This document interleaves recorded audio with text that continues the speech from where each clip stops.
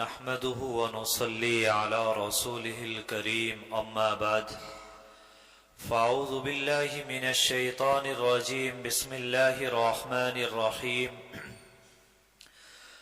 وذروا ظاهر الإثم وباطنه أو كما قال الله تبارك وتعالى اللهم صل على سيدنا محمد وعلى آل سيدنا محمد وبارك وسلم۔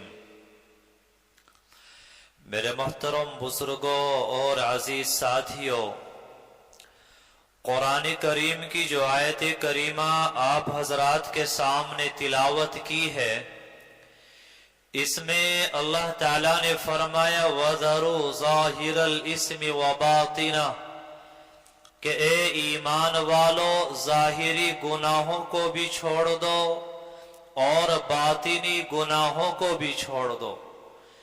ایک جگہ پر اللہ تعالیٰ نے فرمایا ظہر الفساد فی البر والبحر کہ جب انسان گناہ کرتا ہے، اللہ کی نافرمانیاں کرتا ہے، تو پھر خشکی اور تری کے اندر فساد پھیل جایا کرتا ہے اور اللہ تبارک و تعالی ظالم حکمرانوں کو مسلط کر دیا کرتا ہے۔ آج اگر غور کیا جائے اور دیکھا جائے کہ ہم لوگوں کے دلوں کا چین اور سکون کہاں چلا گیا، یہ بے چینیاں، یہ پریشانیاں، یہ اضطراب، یہ حالات، یہ تمام تر چیزیں کیوں؟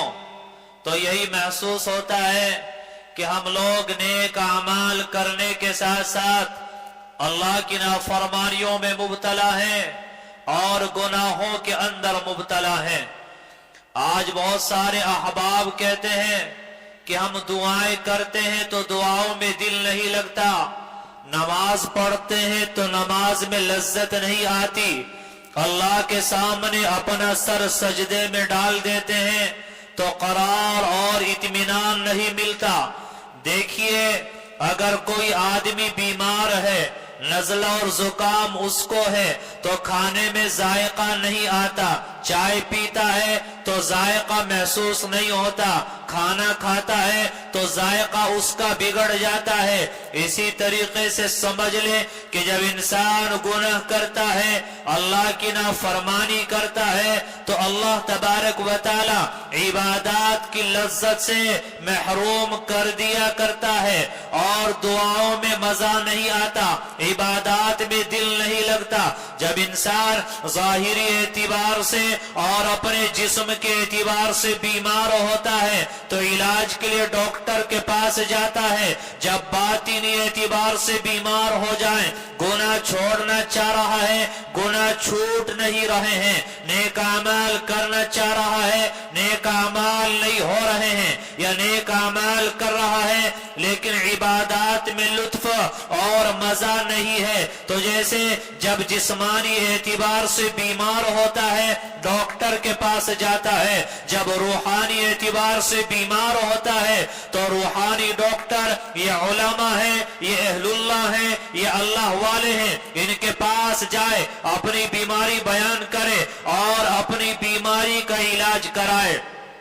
جیسے سر درد ہو جائے، بخار ہو جائے، ہم ڈاکٹر کے پاس جاتے ہیں، اسی طرح باطنی اعتبار سے جب بیمار ہو جائیں، گناہوں کے دل دادا ہو جائیں، گناہ چھوڑنا چاہیں اور گناہ نہ چھوڑ پائیں اور گناہ ہم سے چھوٹ نہ رہے ہوں، تو ہمیں چاہیے کہ اللہ والوں کے پاس جائیں، جو صاحب دل ہیں ان کے پاس جائیں، اپنی بیماری ان کو بتائیں، جو وہ علاج بتائیں اس پر عمل کریں، انشاءاللہ گناہ بھی چھوٹ جائے گا، گناہوں سے نفرت بھی ہو جائے گی اور نیک اعمال کا ذوق و شوق بھی پیدا ہو جائے گا۔ آج اگر دیکھا جائے شاندار محلات اور شاندار مکانوں میں رہنے کے باوجود، ایک سے ایک غذا کھانے کے باوجود ہمارے چین اور سکون برباد ہو گیا ہے۔ آج یہ بڑی عجیب بات ہے کہ اللہ تعالیٰ نے ہمیں جوس پلایا، اللہ نے کھانا کھایا کھلایا، ہم کھانا کھاتے ہیں اللہ کا دیا ہوا، جوس پیتے ہیں اللہ کا دیا ہوا، اللہ کی نعمتیں استعمال کرتے ہیں، کھانا کھانے کے بعد، دودھ اور جوس پینے کے بعد ہمارے جسم کے اندر جو طاقت آتی ہے تو ہم لوگ سب سے پہلے اس طاقت کو اللہ کی نافرمانی میں اور گناہوں میں، اللہ کے احکام کے توڑنے میں ہم اس طاقت کو استعمال کرتے ہیں۔ اللہ بھی سمجھتے ہوں گے کہ کتنا نمک حرام ہے، کھانا میرا کھایا، جوس میرا دیا ہوا پیا اور نعمتیں میری استعمال کی، اور سب سے پہلے نافرمانی میری کر رہا ہے اور گناہ کر رہا ہے۔ جب انسان گناہوں میں لگ جاتا ہے تو ایک وقت وہ آتا ہے کہ گناہ کرتے کرتے انسان کے دل سے گناہ کا احساس مٹ جاتا ہے اور گناہ کا احساس ختم ہو جاتا ہے۔ وہ گناہ کر رہا ہوتا ہے، اللہ کی نافرمانی کر رہا ہوتا ہے، لیکن دل میں یہ احساس نہیں ہوتا کہ تو نے گناہ کر لیا ہے اور تو نے اللہ کی نافرمانی کر لی ہے۔ آج ہم لوگوں کی حالت یہ ہے، مکان شاندار ہے، دسترخوان عمدہ ہے اور منہ کے اندر کباب ہے، لیکن دل کے اندر گناہوں کی وجہ سے اللہ کا عذاب ہے۔ یہ اللہ کا عذاب، یہ پریشانیاں، یہ اضطراب اور یہ بے چینیاں گناہوں کی وجہ سے موسلادھار بارش کی طرح وہ ہمارے دلوں پر پڑ رہی ہوتی ہے، اور اللہ تعالیٰ ہماری زندگی کو، ہماری اس دنیا کو وہ ہمارے لیے اسی کو جہنم بنا دیتا ہے۔ آج میرے بھائیوں، ہمارے دلوں سے گناہوں کا احساس بالکل ختم ہو گیا۔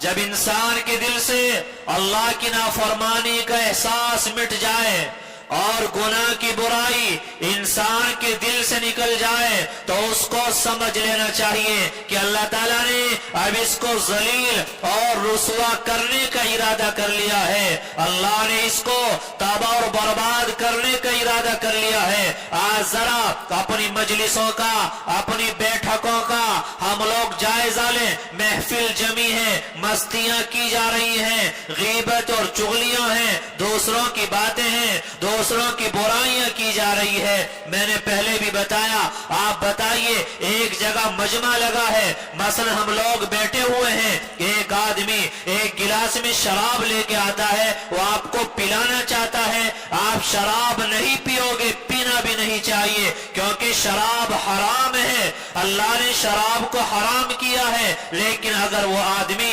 شراب کا گلاس ایک طرف رکھ دے، ہمارے ساتھ دوسروں کی باتیں کرنے میں لگ جائے، دوسروں کا مذاق اڑانے میں لگ جائے، دوسروں کی غیبتیں کرنے میں لگ جائے، ہم لوگ اس کے ساتھ مصروف ہو جاتے ہیں۔ ارے میرے بھائیوں، یہ غیبتیں کرنا، یہ چغلیاں کرنا، یہ ادھر ادھر کی باتیں کرنا، جس کی برائی کا احساس آج ہمارے دلوں سے بالکل مٹ چکا ہے، یہ ایسا گناہ ہے جیسے شراب پینا ہے، یہ ایسا گناہ ہے جیسے خنزیر کھانا ہے۔ آج ہم لوگ کیوں اجڑ گئے، گھروں کا چین اور سکون کیوں برباد ہو گیا؟ کیونکہ یہ وہ گناہ ہیں جن گناہوں کے اندر ہم لوگ مبتلا ہیں اور ہمیں ان کے گناہ ہونے کا ذرہ برابر احساس تک نہیں ہے۔ جب انسان کے دل سے گناہ کا احساس ختم ہو جائے، انسان گناہ کرنے کے بعد شرمندہ نہ ہو، انسان گناہ کرنے کے بعد توبہ نہ کرے، گناہ کرنے کے بعد انسان کی آنکھوں سے آنسو نہ جھلکے، اس کا دل نہ روئے، اللہ سے معافی مانگنے کے لیے تیار نہ ہو، تو ایسے انسان کو سمجھ لینا چاہیے کہ اللہ کی طرف سے اس کو تباہ اور برباد کرنے کا فیصلہ ہو چکا ہے۔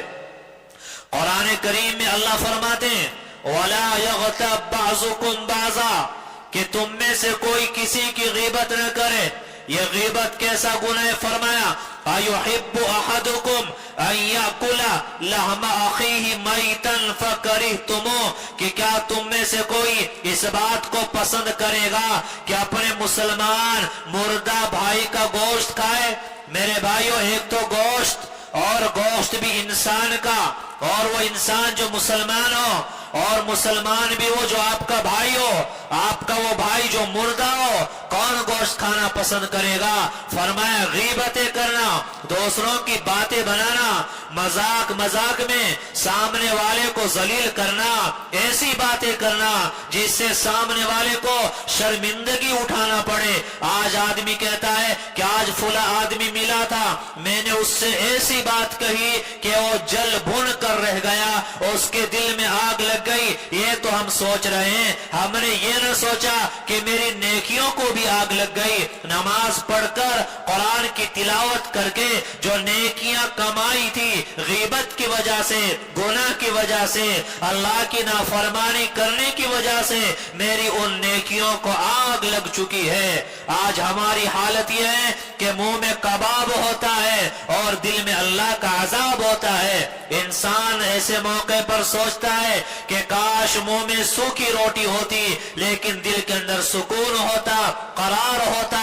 انسان گناہ کرے اور اس کو سکون مل جائے، انسان اللہ کی نافرمانی کرے اور وہ عافیت کے ساتھ زندگی گزار لے، انسان اللہ کے احکام کو توڑے اور چین اور سکون اس کو مل جائے۔ میرے بھائیو، یہ انسان کا دھوکہ ہے۔ گناہ یہ تو ایک آگ ہے، مرنے کے بعد جہنم سزا ہے، وہاں آگ ہے، اور دنیا میں بھی گناہ کی سزا آگ ہے۔ آج ہر انسان وہ ٹینشن اور ڈپریشن میں جل رہا ہے، ہر کسی کا دل اور دماغ پریشان ہے، ہر کوئی حالات کا مارا ہوا ہے۔ تو یہ گناہوں کی وجہ سے ہمارے دلوں پر یہ اللہ کا عذاب آ رہا ہے۔ یاد رکھنا میرے بھائیوں، جب تک ہم گناہ نہ چھوڑ دیں اور جو گناہ ہو گئے ان سے توبہ نہ کر لیں، اپنی زندگی کو بدلنے کا ارادہ نہ کر لیں، تو محلات میں رہنے کے بعد بھی سکون ملنے والا نہیں ہے۔ شاندار سے شاندار غذائیں کھانے کے باوجود انسان کو راحت ملنے والی نہیں ہے۔ ایسا انسان پریشان رہے گا، ڈپریشن کا شکار رہے گا۔ آج ہر کوئی کہتا ہے شاید میرے گھر میں کسی نے جادو کرا دیا، کیا ہو گیا کہ آپس میں لڑائی ہے، میاں بیوی کی آپس میں بنتی نہیں ہے۔ ہر کوئی کہتا ہے کہ بھائی بھائی کا جھگڑا ہے، آپس میں فتنہ اور فساد ہے، نہ جانے کیا ہو گیا، کس کو نظر لگ گئی۔ میرے بھائیو، اس طرف ہماری نظر جاتی ہے لیکن ہم بھول جاتے ہیں کہ گھروں کے اندر جو گناہ کیے جا رہے ہیں، جو اللہ کی نافرمانیاں کی جا رہی ہیں، جو اللہ کے احکامات کو توڑا جا رہا ہے، تو لڑائی اور جھگڑوں کی شکل میں، نفرتوں کی شکل میں، نقصان کی شکل میں، فتنے اور فساد کی شکل میں یہ اللہ کا ایک عذاب ہے جو ہمارے اوپر برس رہا ہے اور ہمارے گھروں کے اندر اتر رہا ہے۔ آج کیا ہو گیا میرے بھائیوں؟ آج ذرا جائزہ لے لیں۔ آج گھر میں قرآن زیادہ پڑھا جا رہا ہے یا اللہ کی نافرمانیاں زیادہ کی جا رہی ہیں؟ ایک زمانہ تھا ہمارے گھروں کے اندر قرآن کی تلاوت کا اہتمام ہوتا تھا، ہماری مائیں بہنیں صبح اور شام سورہ یاسین شریف کی تلاوت کرتی تھی اور نوافل پڑھی جاتی تھی۔ ہمارے گھروں کی بڑی عورتیں وہ اشراق، تہجد، چاشت، اوابین تمام نوافل کا اہتمام کیا کرتی تھی۔ ہر کوئی اپنے گھر کا ذرا جائزہ لے لے، کیا آج اشراق اور چاشت پڑھتی ہوئی کوئی ماں نظر آتی ہے؟ اوابین پڑھتی ہوئی نظر آتی ہے؟ تہجد کی نماز پڑھتی ہوئی نظر آتی ہے؟ قرآن کی تلاوت کرتی ہوئی نظر آتی ہے؟ میرے بھائیوں، یہ ساری چیزیں ہمارے گھروں سے نکل کر چلی گئی اور ہم لوگ تباہی اور بربادی کے شکار ہو گئے، ہم لوگ الجھنوں میں گر کر رہ گئے۔ آج ذرا جائزہ تو لے لیں، آج کہاں چلی گئی قرآن کی تلاوتیں؟ آج کہاں چلا گیا نوافل کا اہتمام؟ آج کہاں چلا گیا آنسو بہا کر اللہ کے سامنے دعائیں کرنا؟ یہ ساری چیزیں ہمارے گھروں سے نکل گئی ہیں۔ تو یہ پریشانیاں، یہ اللہ کا ایک عذاب ہے جو اس صورت میں ہمارے اوپر برس رہا ہے۔ میرے بھائیوں، ایک زمانہ تھا کہ بچہ رو رہا ہے تو ماں لا الہ الا اللہ کی لوریاں سناتی تھی اور اس کو سلا دیتی تھی۔ آج حالت یہ بچہ روتا ہے تو موبائل پر گانا اور ناٹک چلا کر بچے کے ہاتھ میں موبائل تھما دیا جاتا ہے۔ آج زمانہ وہ ہے کہ ماں بچے کو دودھ پلا رہی ہے، ایک ہاتھ میں ماں کے موبائل ہے اور بچہ دودھ پی رہا ہے، ماں سیریل دیکھ رہی ہے۔ بچہ دودھ پی رہا ہے اور ماں گانا سن رہی ہے، بچہ دودھ پی رہا ہے، ماں فلم اور ناٹک دیکھ رہی ہے۔ حضرت مولانا یحییٰ صاحب رحمت اللہ علیہ، جو حضرت مولانا الیاس کاندھلوی حضرت شیخ زکریا رحمت اللہ علیہ کے والد ہیں، مولانا الیاس کاندھلوی رحمت اللہ علیہ کے بھائی ہوتے ہیں۔ میرے بھائیوں، جب یہ پیدا ہوئے اور انہوں نے بولنا شروع کیا تو ایک پاؤ پارا ان کو حفظ یاد تھا۔ ہمارے یہاں بچہ بڑا ہو جاتا ہے، بسم اللہ تک یاد نہیں ہوتی، ایک پاؤ پارا حفظ یاد تھا۔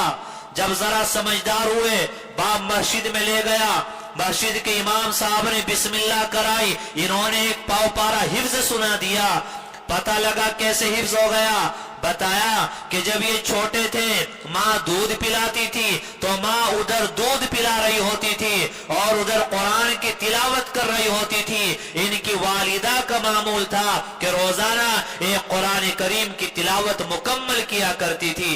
میرے بھائیوں، معاف کرنا، آج ہمارے گھروں میں آپ روزانہ چھوڑیے، پورے سال میں بھی قرآن کریم کی تلاوت مکمل نہیں ہوتی ہے۔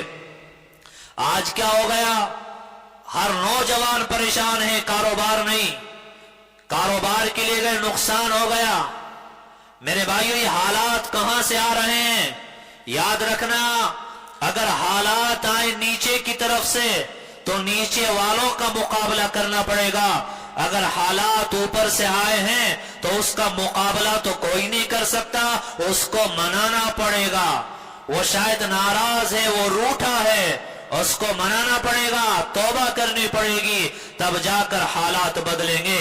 ایک واقعہ لکھا ہے کہ ایک مرتبہ ایک بندری، اس کو کہیں سفر میں جانا پڑا، چھوٹا سا بچہ تھا، وہ شیر کے پاس لے گئی کہ شیر جنگل کا راجا اور بادشاہ ہے، کہ تم اس کی نگرانی کرنا، کوئی اس پر حملہ نہ کر دے، کوئی جانور اس کو کھا نہ جائے۔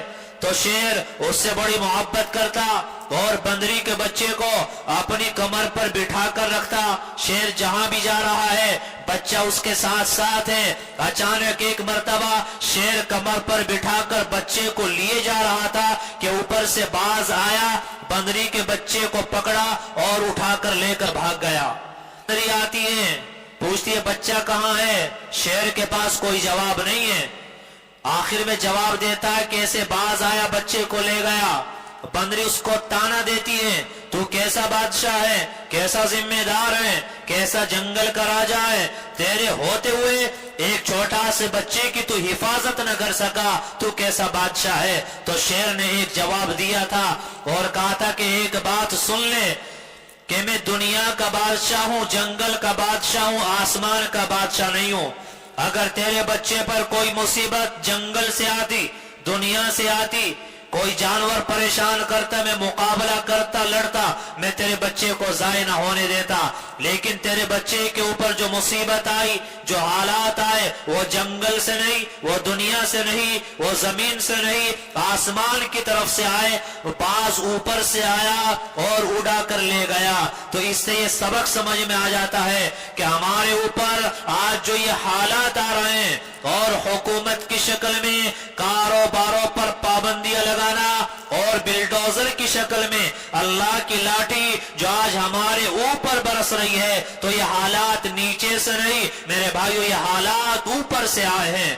زمین سے جیسے اعمال بندوں کے اوپر جاتے ہیں، ویسے ہی اللہ تعالیٰ اوپر سے حالات کا فیصلہ فرماتے ہیں۔ آج ہر کوئی جائزہ لے سکتا ہے، ہر کوئی اندازہ کر سکتا ہے ہمارے کیسے اعمال اوپر جا رہے ہیں، تو ویسے یہ حالات، یہ پریشانیاں، یہ زمین سے نہیں، یہ اوپر سے آ رہی ہیں۔ ان سے بچنا چاہتے ہیں تو اوپر والے کو منانا پڑے گا، اس کے سامنے رونا پڑے گا، اسی سے توبہ کرنی پڑے گی۔ آج میرے بھائیوں، ذرا سے حالات آ جائیں، پریشانی آ جائیں، ہم نہ جانے کہاں کہاں دوڑیں گے، لیکن مسلح پر نہیں آئیں گے۔ یاد رکھنا، ہماری سب سے بڑی طاقت ہماری اصل بادشاہت وہ ہمارا مسلح ہے۔ پہلے حالات آتے تھے، انسان صلاۃ الحاجت پڑھتا تھا، توبہ کرتا تھا، اللہ کو مناتا تھا، اللہ حالات کے بدلنے کا فیصلہ فرما دیا کرتے تھے۔ آج ایک دکاندار اپنے آپ کو روزی کمانے کے لیے دکان پر 12 گھنٹے تھکائے گا، لیکن آدھا گھنٹے اپنے آپ کو مصلی پر نہیں تھکا سکتا۔ جہاں چین اور سکون ہے میرے بھائیو، ہم اس طرف نہیں جا رہے ہیں۔ جیسے ایک آدمی، اس کے ایک چاندی کا سکہ گر گیا تو وہ اپنے سکے کو تلاش کرنے لگا، گھر کے باہر جو برآمدہ ہوتا ہے برآمدے میں تلاش کرنے لگا۔ اس کا کوئی دوست آیا، کیا کر رہے ہو؟ کہ چاندی کا سکہ گر گیا، تلاش کر رہا ہوں۔ تو اس کو بھی محبت تھی، وہ بھی تلاش کرانے لگا۔ اب دونوں چاندی کا سکہ تلاش کرتے رہے، کافی دیر ہو گئی، سکہ نہ ملا۔ وہ دوست کہنے لگا، آپ کہہ رہے ہو سکہ یہاں گرا ہے، یہ ذرا سی جگہ ہے، تم نے بھی تلاش کیا، میں نے بھی تلاش کیا، یہاں تو نہیں مل رہا ہے۔ تو وہ جواب دیتا ہے کہ دراصل سکہ یہاں نہیں بلکہ اندر کمرے میں گرا ہے۔ وہ کہتا ہے تم بے وقوف ہو، سکہ کمرے میں گرا ہے، تم باہر تلاش کر رہے ہو، اندر تلاش کرنا چاہیے۔ تو وہ کہتا ہے کہ اندر اس وجہ سے تلاش نہیں کیا کیونکہ اندر اندھیرا ہے۔ میرے بھائیو بتلائیے کیا باہر تلاش کرنے سے وہ سکہ مل جائے گا؟ آج ہمیں موبائل کی روشنی نظر آ رہی ہے اور من کا اندھیرا نظر آ رہا ہے۔ یاد رکھنا، آج ہم چین اور سکون تلاش کر رہے ہیں موبائل پر، چین اور سکون تلاش کر رہے ہیں مجلس جمانے پر، چین اور سکون تلاش کر رہے ہیں فیس بک پر اور واٹس ایپ پر۔ آج ہم چین اور سکون تلاش کر رہے ہیں انسٹاگرام پر۔ آج ہماری عورتیں بھی پیچھے نہیں ہیں، باقاعدہ فیس بک آئیڈیاں ہیں، انسٹاگرام آئیڈیاں ہیں، اور گناہ پر گناہ ہیں، اللہ کی نافرمانیوں پر اللہ کی نافرمانیاں ہیں۔ تو ہم سکون وہاں تلاش کر رہے ہیں، اللہ نے سکون اندر رکھا ہے لیکن ہمارے دل میں گناہوں کی وجہ سے اندھیرا ہے۔ اللہ نے سکون نمازوں میں رکھا ہے، اللہ نے سکون نیک اعمال میں رکھا ہے، اللہ نے سکون قرآن کی تلاوت میں رکھا ہے، ہم موبائل میں تلاش کر رہے ہیں، ہم سکون کاروبار میں تلاش کر رہے ہیں۔ آج میرے بھائیوں کہتے ہیں کہ جی بیٹی ہے، شوہر ناراض ہو گیا، شوہر کہتا ہے بیوی نے ناک میں دم کر دیا، گھر والے کہتے ہیں کہ بہو نے ہمارا جینا حرام کر دیا، بہو کہتی ہے ساس سسر نے جینا حرام کر دیا۔ یاد رکھنا، جب گناہ ہو، جب اللہ کی نافرمانیاں ہوں، علل اعلان گناہ کیے جائیں، اللہ کی ناراضگی کے کام کیے جائیں، تو میرے بھائیوں سب سے پہلے چین اور سکون دل کا جاتا ہے۔ چین اور سکون جانے کے بعد انسان حالات، ٹینشن، ڈپریشن اور پریشانیوں میں گھرتا چلا جاتا ہے۔ آج ہر کوئی جائزہ لے لے، کہیں باہر نہ جائیں، اپنے گھروں کا جائزہ لے لیں۔ آج ہمارے گھروں میں گناہ زیادہ ہیں یا نیک اعمال کی کثرت ہے؟ آج گھر گھر میں میرے بھائیوں موبائل پر اتنے گناہ کیے جا رہے ہیں، اتنے گناہ کیے جا رہے ہیں، تو آپ بتائیے پھر اللہ کا عذاب نہیں آئے گا؟ پھر حالات نہیں آئیں گے؟ پھر پریشانیاں نہیں آئیں گی؟ ہمیں تو بتایا گیا ارے رات میں سونا ہے تو نیند یہ موت کی بہن ہے، توبہ کر کے سو، استغفار کر کے سو۔ آج مسلمان مرد ہو یا مسلمان عورت ہو، آج ہماری حالت یہ بن چکی ہے کہ جب تک 2-3 گھنٹہ موبائل پر بدماشی نہ کر لیں، فلمیں نہ دیکھ لیں، فیس بک نہ چلا لیں، موبائل کا غلط استعمال نہ کر لیں، انسٹاگرام پہ جب تک ہم لوگ نہ گھس جائیں ہمیں نیند نہیں آتی۔ ہمیں کہا گیا توبہ کر کے سو، ہم گناہ کر کے سو رہے ہیں۔ ہمیں کہا گیا استغفار کر کے سو، ہم فلم دیکھ کر سو رہے ہیں۔ ہمیں کہا گیا قرآن کی تلاوت کرو، ہم گانا سن کر سو رہے ہیں۔ تو آپ بتائیے چین اور سکون کہاں سے آ جائے گا؟ جن گھروں میں فجر کی اذان ہو جائے، سورج نکل جائے اور بالغ مرد اور عورتیں اور وہ نمازیں نہ پڑھیں، اس گھر میں کیا خیر و برکت آ جائے گی؟ پیغمبر علیہ السلام نے ہمیں تجارت کے اصول اور طریقے بھی بتائیں۔ آپ صبح سویرے نکلیں آپ کاروبار کے لیے، کتنے لوگ ہیں جو کاروبار پر جاتے ہیں، تجارت کے لیے جاتے ہیں، اپنے بزنس کے لیے جاتے ہیں، لمبے دور دراز کے سفر ہوتے ہیں اور دن میں بھی کام کیا، رات میں بھی کام کر رہے ہیں، تو 20 گھنٹے اپنے آپ کو کام پر تھکائیں گے، 20 منٹ دعا مانگنے میں نہیں تھکائیں گے۔ अपने आप को 24 घंटे थकाएंगे, आधे घंटे के लिए अपने आप को मुसल्ले पर नहीं थकाएंगे। मेरे भाइयों, आप बताइए हालात बदलने वाला कौन, रोजी देने वाला कौन, रोजी में बरकतें देने वाला कौन, उस रब से रिश्ता कितना बनाया है, उस रब की याद दिल में कितनी बसाई है, उस रब से अपना ताल्लुक कितना बनाया है। मेरे भाइयों, जहां चैन और सुकून है वह हम तलाश नहीं कर रहे हैं, और जहां परेशानियां हैं, हालात हैं, फितने हैं, हम लोग उस तरफ दौड़े चले जा रहे हैं। इसलिए हालात नहीं बदल रहे हैं, अपने अमाल को बदलना पड़ेगा। जब तक अमाल न बदल जाए, अल्लाह ताला तब तक आसमान के ऊपर से हमारे हालात के बदलने का फैसला नहीं फरमाएंगे। जैसे अमाल ऊपर जाते हैं, वैसे अल्लाह की तरफ से हालात के बारे में फैसला आता है। जब तक हम लोग अपने आप को न बदलें। आज मुसलमान कहता है कि जी इस्लामी हुकूमत कब आएगी। अरे भाई, हमारी 5 फीट की जो बॉडी है, आप इस बॉडी पर इस्लाम को लागू तो कर लें।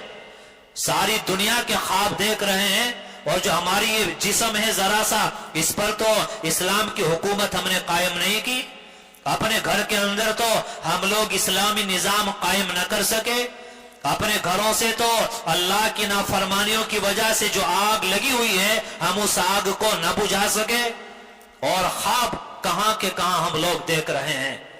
याद रखना मेरे भाइयों, इन बातों को समझ लें कि खाने पीने, अच्छे मकान, गाड़ियां, इनसे आपके जिस्म को तो सुकून मिल सकता है, दिल और दिमाग को सुकून नहीं मिल सकता। आज ये हालात, ये परेशानियां दिल और दिमाग में आग लगी हुई है। ये गुनाह है, गुनाह है। गुनाहों की सजा आखिरत में जहन्नम, और दुनिया में भी आग। और ये लड़ाई झगड़े, ये भी आग है। टेंशन, डिप्रेशन, ये भी आग है। कारोबार की बरकत खत्म हो जाना, ये आग है। और हालात और मसाइब का आ जाना, ये भी आग है, जिसमें गुनाहों की वजह से हम लोग झुलस रहे हैं। जब तक तौबा न कर लें, जब तक गुनाहों को न छोड़ दें, जब तक अल्लाह को न मना लें, इंसान को चैन और सुकून मिल जाए, सवाल ही पैदा नहीं होता। अगर किसी को धोखा है, कोई ये समझ रहा है कि शानदार गाड़ी है, अच्छा कारोबार है, एयर कंडीशन कमरा है, और मैं सुकून से जिंदगी गुजार रहा हूं, मेरे भाई उसको धोखा है। इसका मतलब ये उसको पता नहीं कि सुकून किस चीज का नाम है, उसको पता नहीं अल्लाह की मोहब्बत किस चीज का नाम है, उसको पता नहीं अल्लाह के साथ ताल्लुक किस चीज का नाम है। ताल्लुक तो ये आप जमीन पर हैं, राबता अर्श आजम से है। और दिल में अल्लामा इब्न तैमिया ने फरमाया कि आखिरत की भी जन्नत है और दुनिया की भी जन्नत है। जो दुनिया की जन्नत में दाखिल ना हो सका, वो आखिरत की जन्नत में भी दाखिल नहीं हो पाएगा। वो दुनिया की जन्नत क्या है? जो आदमी नमाज पढ़ता है और किसी सफर, बीमारी की वजह से नमाज छूट जाए तो दिल के अंदर एक बेचैनी होती है और अजीब तरह का एक बोझ होता है जिस्म पर। नमाज पढ़ने के बाद सुकून मिल जाता है। तो मेरे भाइयों, ये वो सुकून है। और जब 24 घंटे अल्लाह की याद में, नेक अमाल में, गुनाहों से बचकर इंसान गुजारेगा, तो अल्लाह ताला उसकी दुनिया को भी कैफियत जन्नत बना दिया करते हैं। जहां हम लोग सुकून तलाश कर रहे हैं मेरे भाइयों, वहां सुकून नहीं है। इसका मतलब ये नहीं कि बस तस्बीह लेके बस 24 घंटे मस्जिद में बैठ जाओ, नहीं। काम कारोबार खूब करो, तिजारतें करो, जायज तरीके से पैसा खूब कमाओ, कोई मना नहीं करता, तिजारतें खूब करो, लेकिन मेरे भाइयों गुनाह ना करो, अल्लाह की नाफरमानी ना करो, गुनाह से बचकर जिंदगी गुजारो। ये मतलब नहीं है कि बस 24 घंटे आप नफले पढ़ते रहे, नहीं। आराम भी करें, कारोबार भी करें, खाना पीना भी करें, अल्लाह के हुकूक भी अदा करें, बीवी बच्चों के हुकूक भी अदा करें, लेकिन गुनाह